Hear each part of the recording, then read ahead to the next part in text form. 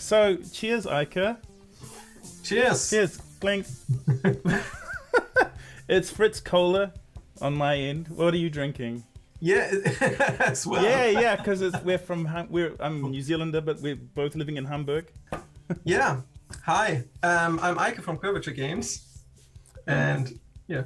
And I'm Mark from Curvature Games. Maybe we should mention first that Frozen Factory is the virtual reality game, and Oh yeah, we used a lot of new stuff in it, which made it a little bit more complicated than we thought in the beginning. And it's been quite an adventure the last year of making this experimental redirected walking. A lot of firsts in here. So a lot of experimentation. So we're really excited to show you the mistakes and the successes of how we made this. Made a 3x5 meter tracking space into a space as big as we wanted it. Yeah, and when we mean bending space, I mean we really are bending virtual space to fit into a real space to make it much larger than it seems, and we're going to go into that in this talk as well. Yeah, and thank you. You can't see the thank because I got to move us out of the way there, but it does say thank you. It doesn't say hank you or anything like that for the nomination. The Amaze Fest, we were nominated for the Human Machine Award, and it's a huge honor to be nominated by such a cool, out there, like always on the cutting edge of new stuff and experimental art, the Amaze Fest. So a huge honor for us. Thanks very much. Yeah, that's really great. We didn't expect it because there are so many man. Yeah. So many good games in this nominated or were submitted to this awards. Yeah, some of my favorite VR experiences of all time, like Tender Claws and Pixel Ripped also got a honorable mention. So to be in the same categories as these guys and rubbing shoulders against like these giants, these heroes, it's really is an honor for us, and we're really excited to also see their talks and dive in behind what they've been up to as well. So yeah, thanks Amaze. Yeah, cool. And maybe we should also mention that Frozen Factory was our first game as a team and as a company. Oh yeah, so let's show you what Frozen Factory is. Let's watch a little video together. This is like Curvature Games reacts to their own video. So let's see us react. Like, get your best thumbnail face on, Ica. Yeah. Or penguin face, I don't know. Penguin workers, welcome to the Frozen Factory ice cream vending machine. Hey, where's my ice cream? You have 15 minutes to make this boring ice cream.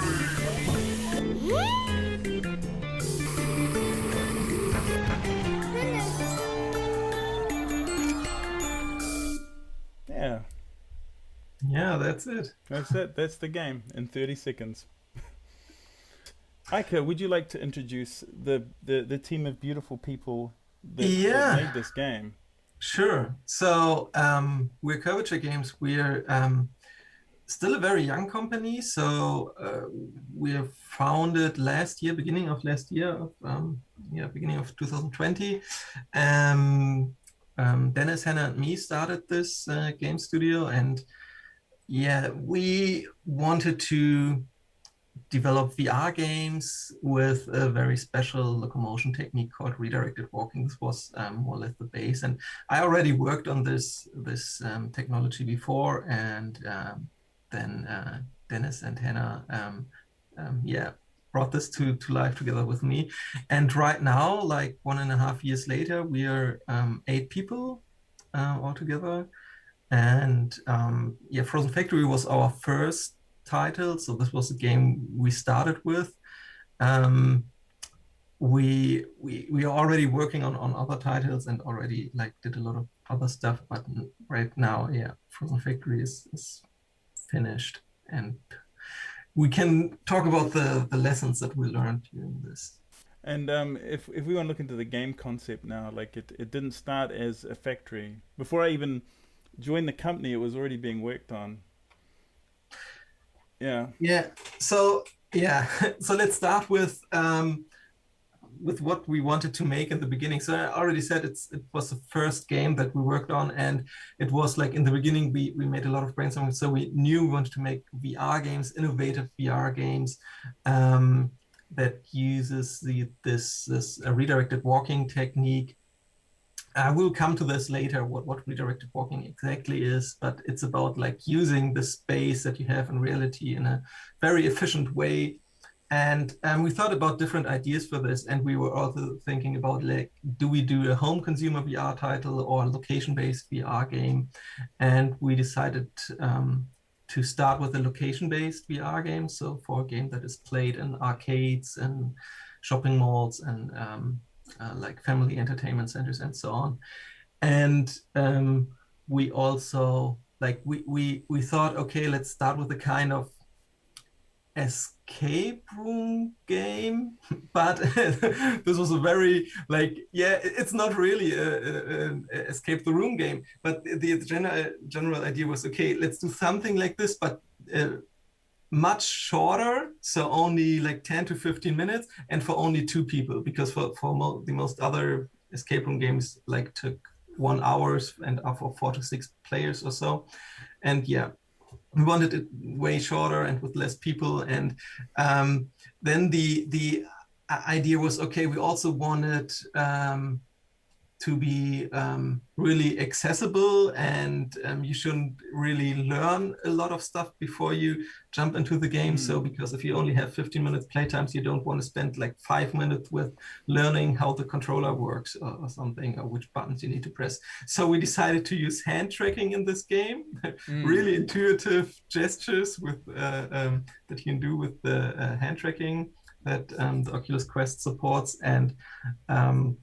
And this redirected walking, which is basically like natural walking in the room, so you don't need to learn how to teleport or something like this. And the setting that we choose was, hey, let's do a factory, and you reproduce something in this factory, and the puzzles in this like escape room style game are like, yeah, find out how to produce this thing that is produced in the factory. And it was not even clear what exactly is the product of this factory, or yeah, why we are there, or why we want to go out. But yeah, you can see like our first screenshots here. I mean, they are looking already quite good, but completely different than what we ended with. The first decision was, yeah, we want to make it a little bit more not scary, but how to say that, we thought, okay, let's do this factory more like in Charlie and the Chocolate Factory. And but we didn't really know what what this means, and tried around. This is a screenshot from this episode of the development, I think. And then Mark joined the team, and we mixed it up completely again. Yeah, I think when we would have meetings very early on, we were talking about concepts, and we thought we really need like a story or a narrative. Or we thought together, like, what if it was like we were all penguin workers working in a factory, and we were creating an ice cream for a customer. And that's kind of where kind of the ball really started rolling. And these were from our first discussions, actually. These were sketches that I either did on the train on the way home, or while we were there, I even think we were drawing some of this stuff that we had like, now we had like a protagonist, like you can even see him in the background here, like the kid and stuff like that. So yeah, then it was this, and then this was still going on before I even joined, right? Like it was already. Yeah, but this was already really important, so because we didn't had a character so far. It was really characterless. it didn't have character, but then we put a penguin aside. Now we got a character. The character is a penguin. Like even I'm saying like penguin, I wrote. Don't forget, Mark, penguins. Yeah, we're gonna put penguins in. Yeah, and this was one of the very first mock-ups like that Hannah sent me, and it was already starting to get that feeling like from a from I think we're going a bit too far ahead, but from like a dugout of a mining these huge ice walls to make these ice creams for life-sized children that were very mad and bossy. Yeah. And this is interesting. In this picture, you already see the layout that we still use in the final game. I mean, everything around it changed, but the areas where you walk are still the same. Yeah. And because this is what Hannah and me started with. We started with a layout where you walk around, because for this redirected walking, we really needed to plan where are the walkable areas in the game. And we decided we want to have a space of 3 by 5 meters in the real world where both players are in and playing together in this 3 by 5 meters. And because at certain points in the game, we split up both players and they walk in different directions, and there we needed to be really careful where what player 1 is going, player 2 is going, so they don't collide or they don't bump into each other. And so this was the first thing we made, this plan, where the walkable areas, where do you walk along, and this is what stayed until the final game. You can see these platforms there in the screenshot. And so from there to there, and you can see it got slightly more complex, and it always the contrast between these two slides just reminds me how much work we did. I mean, we'll get into the details of what the tubes are over there, who that kid is and stuff like that as we go through. And the player starts in a calibration room, right, Aika? We can talk over it. We got a little clip here. We'll just talk over it. Yeah. You can explain what's happening, Aika, maybe.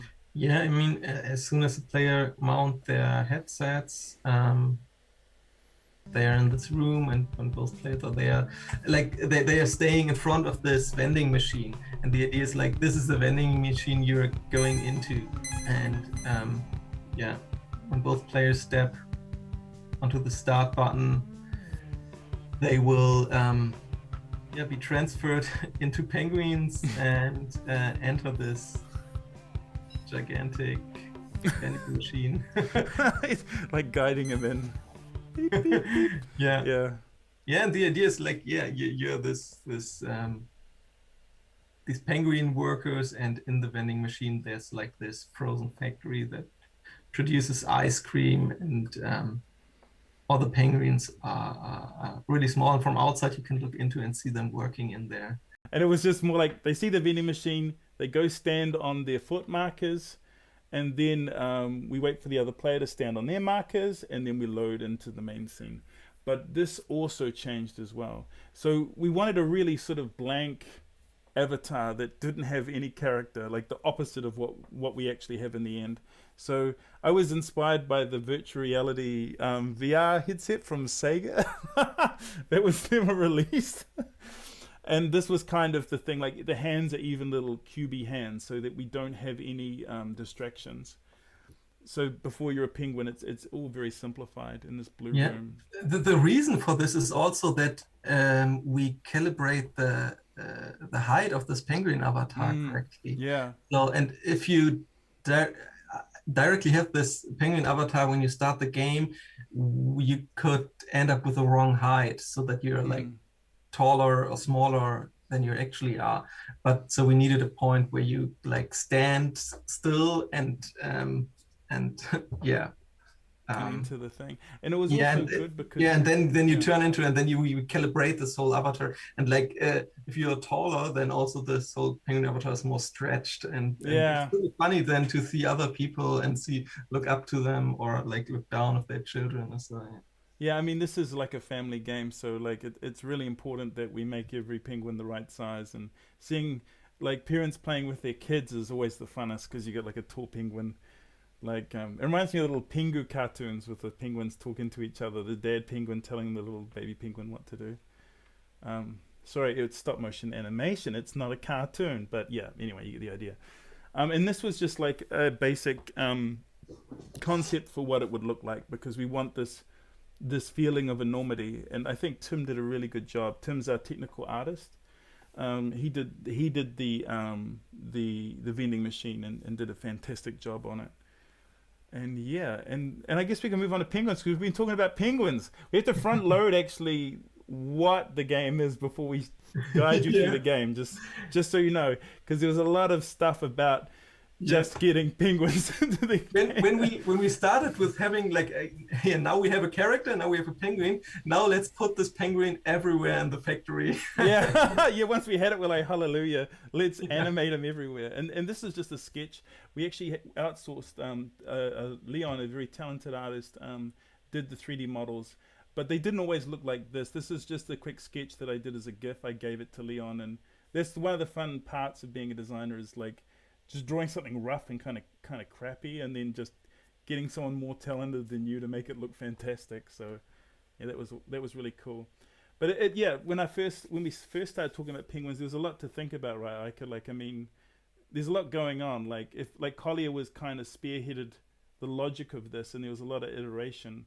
Like, I can just go through, like, in terms of what's on the screen right now. Like, these were just some sketches, and the original idea was, hey, think of it as a penguin suit that the player is wearing, and try and imagine that the player is in a mascot costume in terms of the functionality of it. Like, I mean, they should see each other as penguins, feel like penguins, but for our purposes, it's the hands that are moving, and we needed some IK system in there, right, IK?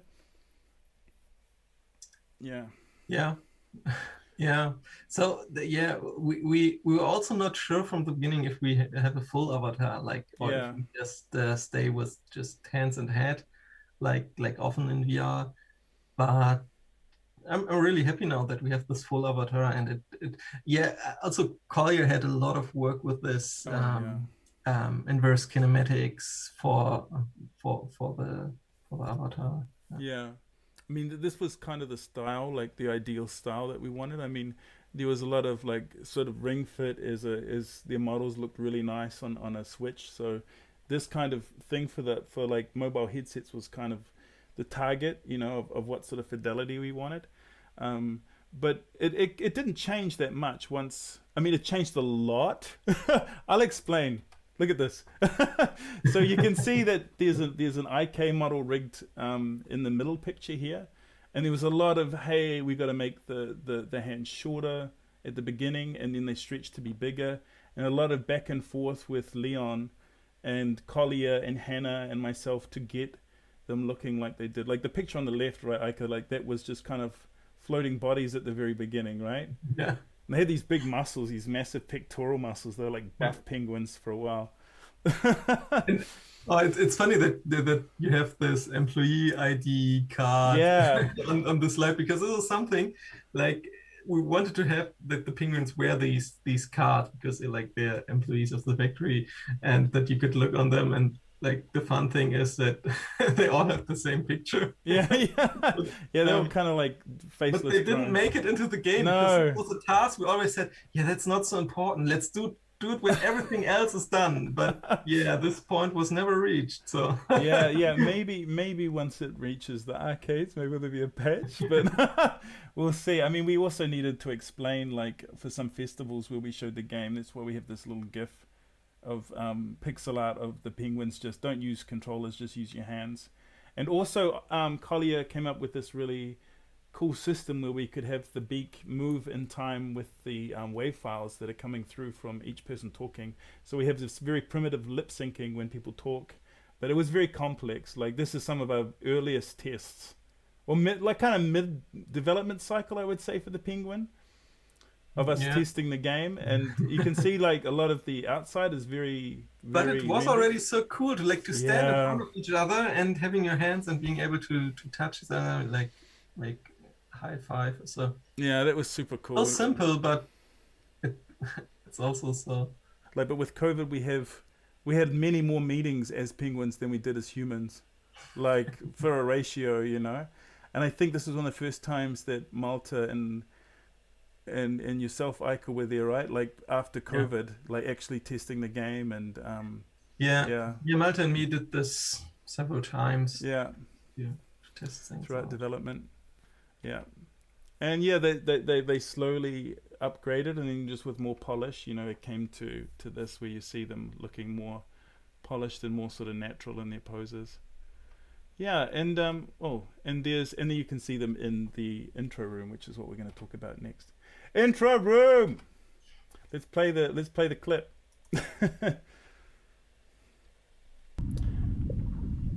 So I think this is me and Collier. Yep. Yeah, that's Collier's voice. You only hear one person's voice because, I mean, you don't hear your own voice. Your voice is transmitted to the other person. And this is kind of showing you our tutorial room really quickly. Yeah. We thought a lot about like how do we teach the game mechanics to the players. Like the most simple idea would be just like having like a 2D screen where there's some text or voiceover and a picture of doing this, but yeah, we tried to make it a little bit more interactive and came up with this intro room. And this is also the transition like from standing in front of the vending machine to like going into the vending machine as this room, and then you enter an elevator which brings you up to the actual factory inside the vending machine. Yeah, and this was also part of the storytelling, so you'd get introduced to some of the concepts. It's where you hear the boss penguin for the first time yelling at you, telling you what you need to do. And but I would say like I think Tim spearheaded this room, and if you see like this is the concept, and this was one of his first drafts. Like he kind of nailed it on his first go. So yeah, it was pretty amazing. And you can see like you have the last record of the last person that finished, and he gets like a crappy little fish for his prize. Stuff like that. And we had these like schematics of the cone, like what you need to do in the factory, and how everyone worships the boss penguin's coins, basically the coins that are put in the machine to buy the ice creams. And it was kind of like a tutorial in a way that we had arrows guiding you and stuff like that, also and give the players something to hit. Like that's Ike, do you want to talk about the statue in the middle a little bit there, how that became a sport almost? Development team.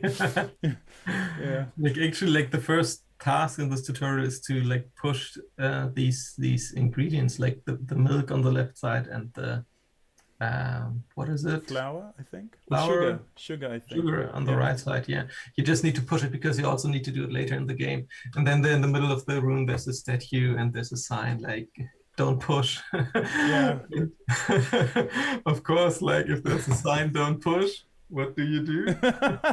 It became a thing of like we played it so many times, like hitting the statue into the other things to knock them over, or slicing it in half because once it collides with something it breaks. And yeah, it's quite cool when people playing it for the first time. And it's also to teach the players that they can't really pick things up because they have these slippery penguin flippers, like. So this was also to help to get around hand tracking a little bit. Yeah, this is also something like when we started doing this with hand tracking, we thought a lot about like how can you even do it with hand tracking to pick up things or throw things and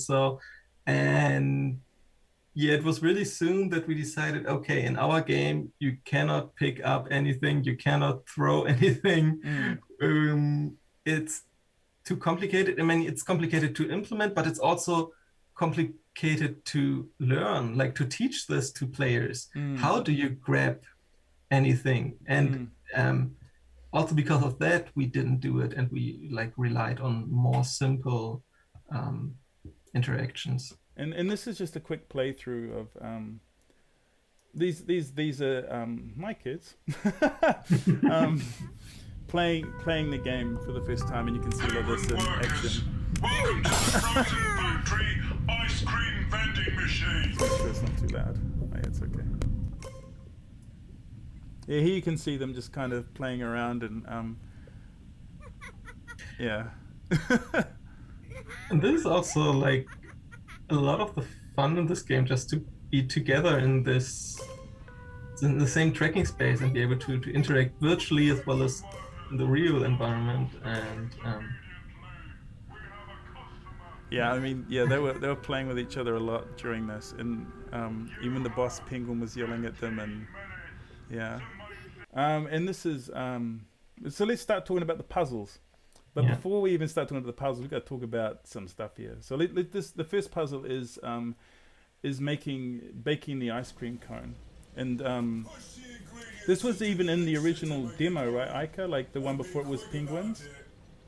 Yeah, we had the idea, like even before we came up with the penguins, we had the idea that this could be an ice cream factory, and you need to like the puzzles will be the different steps to make an ice cream. Mm. I mean, this is the only time I really can talk about the kid that opens the game. So you can't really see him here. This is the kid, and the idea is that he's huge. He's putting his coin in to the ice cream factory, and that's what makes you. That's why you make the ice cream for this one kid. We did a lot of tests. Like you can see, there's some tilt brush examples in here because like when tilt brush is great just to kind of like paint an environment and scale it up and just see how it feels. And the kid started as some sketches, and we thought that the easiest way to kind of bring him to life would be, instead of getting a expensive like model of a kid, or even like expensive computationally wise, you know, like animating and rigging a kid and giving him all his animations. It might be kind of fun to do it in 2D, like there's a world inside the factory and outside the factory. It's him licking his ice cream there. And he was basically made with layers, you can see here, and putting a coin in that. He's actually kind of just layered like some 2D animations, but he's kind of layered back in VR, so he has a little bit of depth when he's going through his animations and yelling for his thing. We also needed someone to hold the time. Tim came up with the idea of having a boss penguin as another antagonist, because this is his factory and he wants the coins. And yeah, these were some of the early concepts. So he has the timer on his screen there, and just so he can tell what the next task is for the player, and also like sort of goad you on to kind of push you through the game. So bake the cone, like any good story. So yeah, like Ika said, there's all these ingredients kind of being collected around the factory, and they go into these tubes, come down the conveyor belt. Yeah, and these are just some early concepts of how the penguin workers could help with this, how you have the laying of the egg. And yeah, like you said, Ika, right, like these are some very early screenshots of the oven and stuff. You can even see a hand there too, right?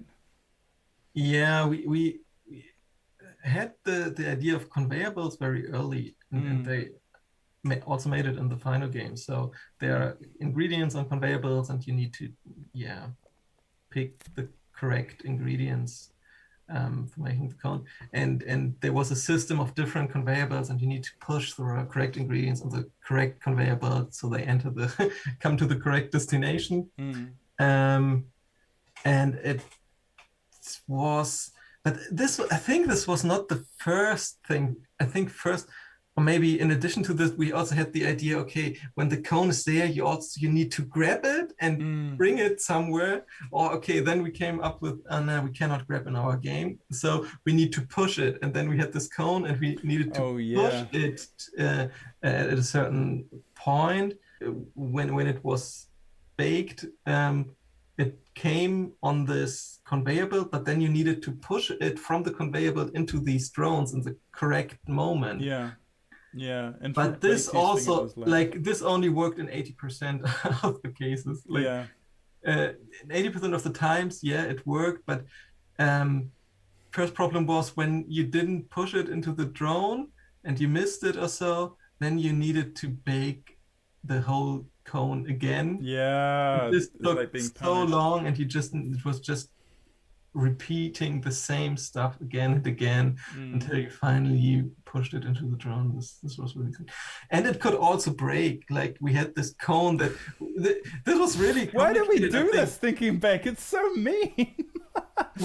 You know, like when you think back at it, like when you look back, you're like, man, why did we choose that? Like what we chose was so much better. But that's iteration, right? Like I mean, there's no way around that in a way. This wasn't fun. Yeah, this is the pushing here that was pushing of the cone. Look at him do it perfectly there. No, not everybody. Yeah, so now we simplified it. You can actually see the laying of the eggs there, and you can also see the ingredients on the actual mixer. It was simplified a lot. Yeah, look how happy they are now, these penguins. Yeah, and this is a playthrough of the baking of the cone. So now they're coming up. They're seeing the kid for the first time. He's put his coin in. Hey, where's my ice cream? He wants his ice cream. And yeah, as you can see, this is it's very much redesigned from the other shots there. It's Here's also the not thing so there. easy to yeah, make that the ingredients stick on the conveyor belt. Yeah, I remember that. We had so much trouble with these conveyor Whoa, that's a belts good one though. and with Yeah. the physics, and that it's that it's running smoothly, and yeah. Yeah, the way that's cute.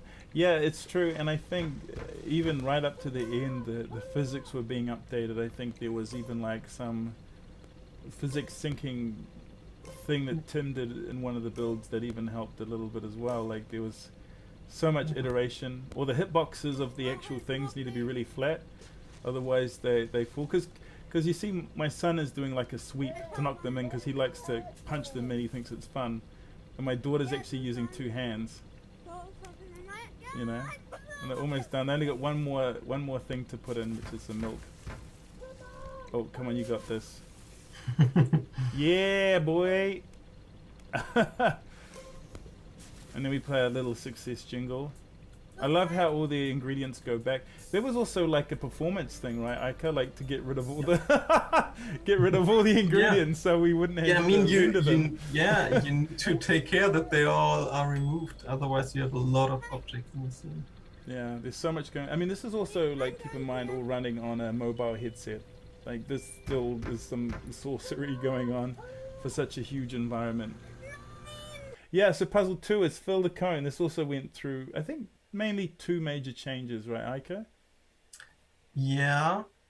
We can show you. I don't think we have actually. Is it much filling of the cone? In the beginning, it was also the idea that you touch the cone and move it. So here you see again how 2 players like come up with a elevator, and this is already the newer version, right? Yeah, this is already the newer one. But the idea is we have the thing that you see that is moving here. This Ice cream dispenser. dispenser, exactly. Yeah. This is the word that I was missing. I just thought that we need to do some redirection time. Yeah. Because we need this is where the first redirection happens. But Yeah, now we come to redirected walking. Yeah. So I already said we have 3x5 meters in the real world, and till now the players could just walk in this 3x5 meters. But we want to reuse this space. So at certain spots in the game, the players are reoriented. Yeah. And we do this by using rotation gains. So by applying a virtual rotation that is faster than the real rotation. And in the end, you will, like after the rotation, you will look in a different direction virtually than you are looking in the real world. So here we have the 3 or 5 meters and the 2 players, and they're, you can... Oh, keep walking? Yeah. Yeah, and you see now they are walking straight to the end here, and there's a redirection point. And here they need to rotate because we have a puzzle there where we force the players to rotate. And so they rotate a lot, and when they are finished, you can see the yellow steps are the virtual steps, and the purple steps are the real world steps. So in the real world, they're just, maybe we can play it again. They're just walking back the same way they came from. And in the virtual world, they're walking they're walking further in the direction they want to go. And you can see they're clearly separated. So you'd have moments where they're standing right next to each other, but they wave to each other from the other side of the factory. Yeah, which was always really cool for us. Yeah, so exactly here. As you see, they're standing next to each other. They're walking side by side, but in the virtual world, they're really walking in completely different directions. And this is the thing what I meant with we really needed to be careful to that they do not bump into each other, because they cannot see, like they see them virtually at different positions than they are in the real world. Yeah. Um, It's quite. I mean, from here you can even see like, so if this is our tracking space where they are in the real world, I mean they've already gone quite, quite far from each other, and I mean this is something we're working on in 2x2 meter spaces right now, where we're actually doing the same thing at certain points. So it's quite a dramatic gain without any teleportation or thumbstick movement or anything like that. And we wanted to integrate these rotation phases into the puzzles and the interactions that we have. So it's like, here you can see this. So in puzzle 2, we put the rotation gain there at the point where you need to move the cone under the dispenser. Yeah, we designed our puzzles in this way, that there are rotations at certain points. And here we have this dispenser, which is like moving around and dropping ice cream at different points. And you always need to move your cone to the position where the ice cream is dropped. And by this, we force this rotation, and afterwards, going in a different direction. Another thing to mention maybe is I mean, people think of redirection is just this, hey, we're gonna curve the path and you're gonna think it's straight, and that's what all redirection is. But I mean, you as a scientist who's been in this field for so long, I mean, there are so many ways that we can misdirect the player or redirect them or give them something to do. I mean, we have people on the team that are doing PhDs in this, so it's really lucky for us that we have this wealth of knowledge of so many different ways to create more space in a virtual world outside of breaking immersion, you know? Like, the players that play this game, they don't notice this at all. Like, they just play it naturally, and when I tell them to take their headset off at certain points, like, they're like, oh my gosh, you're right next to me, you were on the other side of the room. Yeah, but this is what you just mentioned. So we needed to be to pay attention to not use too much rotation. So there are detection thresholds, so limits until you don't perceive this kind of manipulation. And these thresholds are really small. So in our case, we used a rotation gain of 1.1, which means that a rotation you do in the real world is multiplied with a factor of 1.1, and then you get the virtual rotation that is happening in the virtual environment. And I mean, we strive to make it entertaining each time, or a lot of variety. I mean, I think that's the key, is that you know, like, is we need them to turn around, but we need to make it fun, so they want to. And like you said, it was, what did you say before? It was originally we were holding the cones and we're moving them back and forward with the hand tracking, but then we found like a joystick was the best option for that, right? Yeah. This was the option that we came up with in the end, and this works much better than this, like having this cone in your hands. We always needed to find interactions that can go on until the rotation is done. So we really needed the players to look in, or like be rotated to a certain direction. And like in this case, this ice cream dispenser would be dropping ice cream on and on until both players are turned around completely. Rotation game. And this is why we also came up with certain speedrun tricks. Yeah. Like, if you do like this a lot of time, you're really fast, and then you only need to catch one drop and you're done with your life. We found out a lot of hacks to get through these little barriers. Yeah, and this is some gameplay. I mean, we could probably reiterate what's going on here.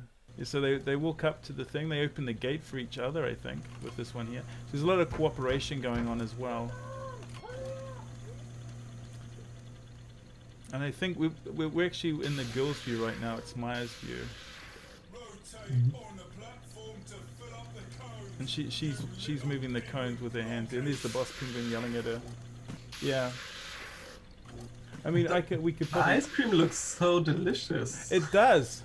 It was great for a while. Ice cream now. Yeah, I I did a sketch for Tim, I think, in Photoshop, and he nailed it. Like, I think he even put like a beautiful, there's a bump map on there, you know, like you've got a normal map on there. Sorry, so it's like it's bumpy and juicy, you know. And you can see like we've got like these little tutorial screens everywhere in the factory of pixel art, just to kind of remind you what you should be doing, because you can't always assume that it's obvious. Yeah, my son said like finished then, and mine's just trying to catch the last drop. And there's always 2 drops, so it stops and then it squirts to give players time enough to turn around and catch it. Nice. Yeah, and then they're moving on to the next puzzle.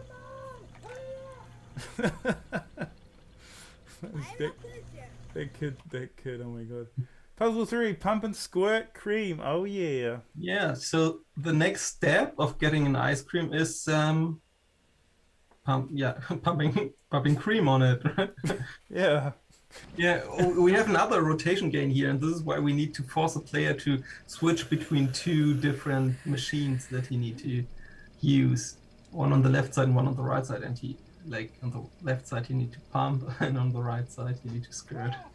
If you think about one task on one side, one task on the other, this is one of the most basic forms of misdirection or rotation gains, where we can hide it in gameplay. I mean, it's very simple. This is kind of a favorite, I think, of most people, right? Also because of the way it looks when you do it. It looks goofy as hell. The gameplay was there, but it just needed a lot of polish. Like, this was kind of like a very floppy physics thing that we thought was fun. But this with physics was really difficult again. Yeah. Everything in VR with hand tracking and physics, and it was hard to keep it like on a stable base. It always wanted to like go away, and but in the end it went through a lot of iterations, but looked quite nice in the end, I think. So this, you open the gate for the other player, but there's a lot of tweaks, like one is on an elevator so they can be at the right level, because at the end of this puzzle one's going up, one's going to go down, you know. There they are waving. See them waving at each other. You can see them waving at each other, and they're standing right next to each other, which I always love. And this was really hard, because like in the virtual environment they are really far away from each other, but in real world they're standing like face to face, and they're doing this pumping action. So it was this was a lot of like really centimeters that we moved it in the virtual world, so that players don't like hit each other. Smack each other in the face.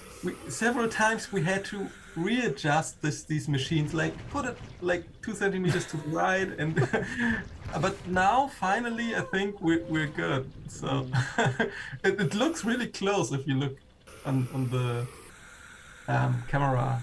Yeah, and there's a lot of sound design going on here with the chug chug chug chug, just to kind of cue the player that it's full or that it's empty.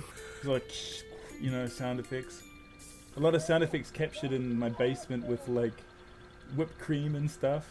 Buying whipped cream, they're waving to each other. So you see them waving to each other there. Look how far he is, and look how close they are in real life. And then we go up to the tubes and the next puzzle here. Puzzle 4 of 5. Flaps in the crate ingredient. There was like a Willy Wonka pun, but it didn't really land. Like the great ingredient elevator, the great glass elevator. Not really. This is a special puzzle, because I think that's the only puzzle where both players really have to do different tasks. Yeah, like true. So far everyone had to do the same with the pushing ingredients or moving the cone and catch ice cream drops, or this pumping and squirting was the same for both. But now one player has to do something else. And they are really separated, even though they're standing next to each other. And this is also a puzzle where we iterated a lot. Yes. It was completely, we had completely different things during development for the first 3 puzzles were more or less clear. They were like fine-tuned, yes, but here we really changed tasks completely. Yeah, I mean, it started out as a slot machine. One player had a slot machine, I think. And the idea was that you pull the handle, but we didn't know what to do on the other side. And I mean, I came to the project and the slot machine was in there, and I really wanted to do this coin thing. And it was more like you get the coin and it doesn't light up till you actually get the right coin, and then the rotation's finished, and then you can But then keep going. then we would have the problem, like, how do you grab a coin? Yeah, and I was just like, Grabbing screw it. in. It just sticks to your flipper, and everyone's like, no, that breaks everything. You can't pick anything Yeah. up. And I was like, okay. And it's also you were totally, right. totally like, it does not make sense. Why should there be a coin machine Yeah, in the game? Like, I mean, it's a really weird world, yeah, game world, but in itself, it's kind of coherent. yeah. But this serves no purpose. Yeah, this doesn't really serve a purpose. So our idea for the result of the puzzle 4 is that you have that we wanted to have sprinkles on the ice cream.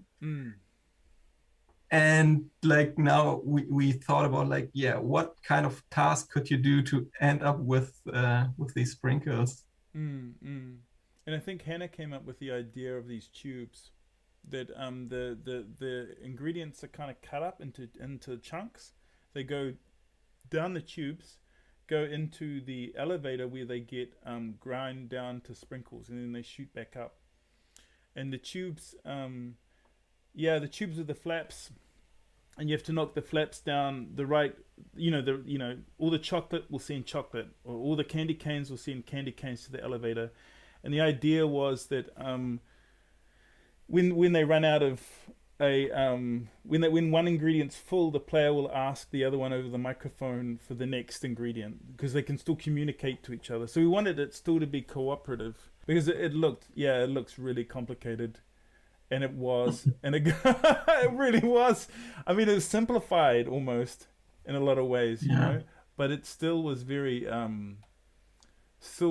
very complex. Like you can see the stuff here with some of the ingredients, but the idea of moving to Grate was the idea, and having the interaction for this side of it.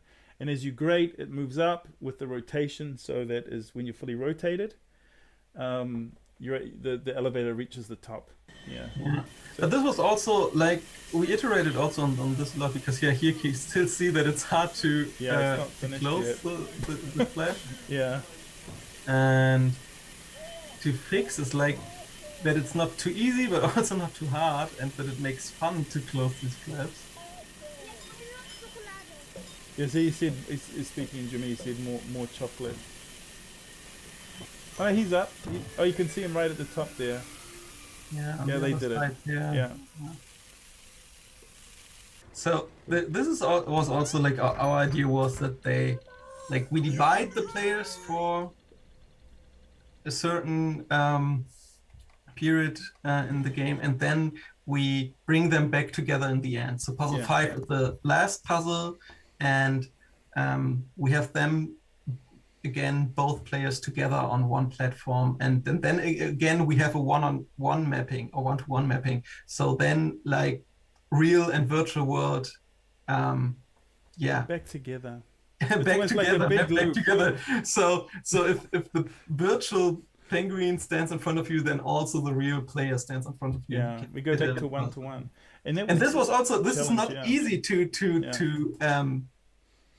achieve this, because you really need to plan your rotations where you guide the players on different paths, that it fits together in the end. We had a few ideas, but one of them was that you were both controlling a big arcade machine which has a model of the entire factory underneath, and you're moving a crane, and it was going to be static, so you're only moving the crane and you're only moving the cones. Because we had this problem, we had this crane up above us, but if the player's looking up, they can't see their hands to move this crane along, because the hand tracking can only see that your hands are in front of you. So you can only track what you see, basically, in some of your peripheral vision. If you're looking up and trying to move controls, it doesn't work. So we decided, well, what if both players were looking down into this model of the factory, and that moved the crane relatively to line up to do this. But it was so overly complicated that we were just like, no, screw that, basically. And our idea was also from the beginning that from puzzle to puzzle, you move upwards. So you have this verticality in the game. You start at the bottom of the factory, and then you move up from puzzle to puzzle, and in the end you're on this platform together, and you can look over the whole factory, and you can also look back to the place where you started, and you can see where you walked along. So if you to give you an impression of the space and of the distance that you walked in this game. And we feel this is really important for immersion. I feel this is something that can be overlooked when you're using these sorts of redirection tricks or impossible spaces where players just kind of get into a corkscrew or lose track of where they are. But if you want to create a sense of distance or a sense of depth, you really need to have perspective. It's important for us when we design our experiences, if we're going to use these tools, like prove it. Like don't just hey, you're going to keep moving. Like it's like, hey, I have a sense of direction. I know where I've been. I know where I am now. To maintain this illusion right up to the end. So the goal of this puzzle is to like put the cherry on top of the ice cream. Yeah. And we have this crane which picks up the cherry and puts it on top. And like as Mark told, we wanted to have joysticks that the players can control this crane and this miniature version of the factory. But like in the end, like was too complicated, took too much time. So we just had this buttons, and this button just starts the crane, and it's automatic animation, and puts the cherry on top. But you do have to push it at the same time. Oh yeah. And this was where the twist came in. I just move us down here a little bit. But the idea was that the boss, who's been yelling at you the whole time, gets the coin from the kid once you've completed it and sent him the ice cream, and he's like, hooray, I got the coin. And it was quite dark at the beginning. We were like, okay, so maybe the cherry's a bomb and he blows up. Like when you put the cherry on top of him and he explodes. And the other one was, but then we were like, no, let's just have the ice cream fall on him and he crashes. But it was more like, let's have him crash into the wall. And then it explodes, and all the little penguin workers like, hooray, hooray. Because we kind of thought it'd be kind of nice if there was some sort of some sort of transfer of power to the penguins. Yeah, but there are two alternative endings, right? In one version you can also just don't do it, and then just the boss gets the money. But if you press the button a second time, you can like pick up the boss, and the boss kind of gets flown out the same door as the kid. So that's what we had in the end. We had like him hold the coin for victory. He gets picked up by the crane. And these were the notes of animation for Leon, so he knew what to animate. Jerry, your co-worker is waiting for you enormous bird. That's my favorite line. We also have a German set of lines that were voiced over by my son and my good friend Carsten Bushold, who was one of the developers of a former game that we worked on together. So we got a German version and an English version as well of this game. You can change in the setting. And the other player comes up on the elevator, and the other one shoots the cherries because they need just a little, right? They need just a little bit more redirection. Yeah. One of the players needs to redirect. So the boss spaces really match 100%. This is why we have another small puzzle inside here. And this was one of the last puzzles to make, so it was really fun to design. Like by then everyone was shooting on all cylinders, so I was like, hey Daniel, make a shoot, I make a sound, Malta does some implementation, and we make a nice handle that you can just pull down. And Maya's shooting the cherries in. And it's also got your timer there, how much time you have left. So as soon as you push the thing,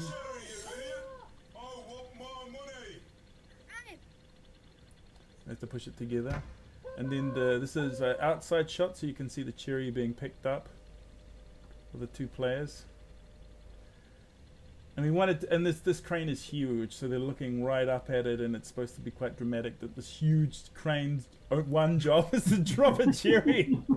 And then it kind of shudders into life, and like, blah, quite dramatic. So one the ice cream goes off, and the kid gets his ice cream. And he's I really like how he slurps. Yeah, it kind of like creepily leaves. And how he leaves to the side is fantastic. It's mine! Yeah! And he'll keep talking till the ending kicks in if you don't do anything here, like Ike mentioned before. But if you push the button. Put me down! Put me down! No! It's not supposed to go like this!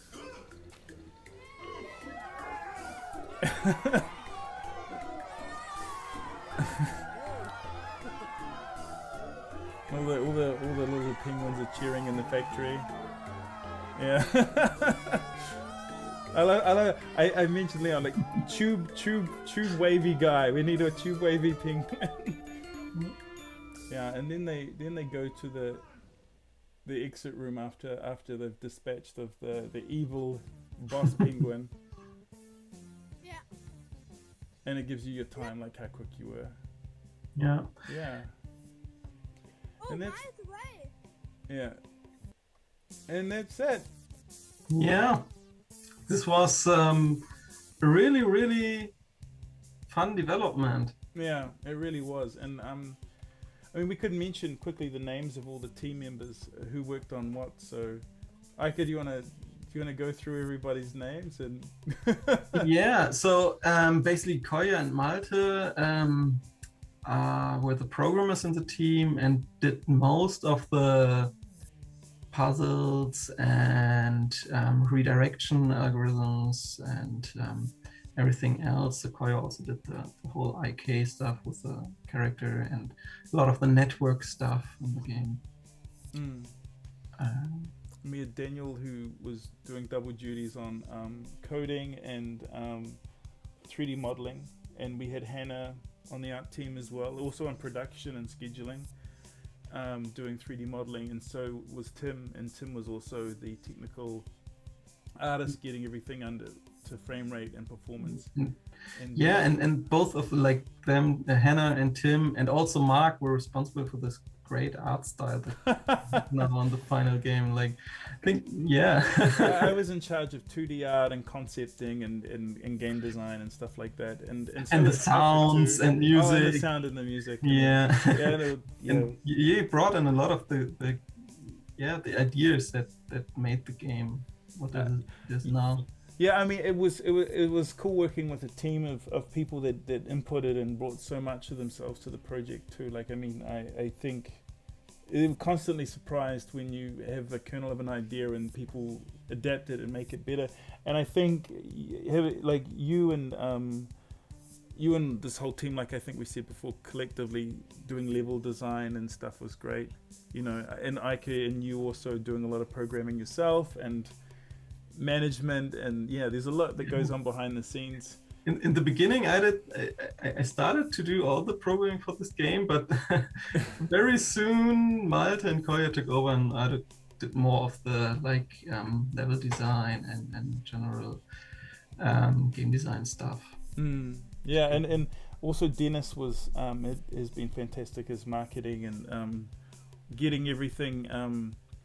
You know, like making sure that we enter stuff like a maze, really. So, and you as well, like pitching and all of this sort of stuff. So it's been a really cool experience. And yeah, thanks so much for watching this video, and thanks again, Amaze. And if you want to contact us, you can get us on Twitter, and you can also get us on curvaturegames.com as well. If you want to play it, we can tell you where you can play it soon.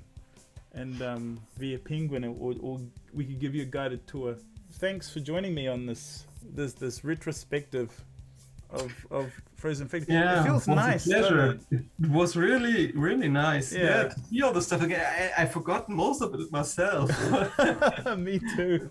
Yeah, and thanks again, Amaze, for for hosting us and nominating us, and in the session that everyone's got to see, and yeah, and can't wait to see who's next, and Yeah, me too. look at the other entries and stuff. Yeah, and learn a lot. That'll be cool. Awesome. Okay. Hopefully yeah. see you in another Amaze, and see you out there on the internet, and stay safe, and hugs, and goodbye. Bye. Cool. See ya.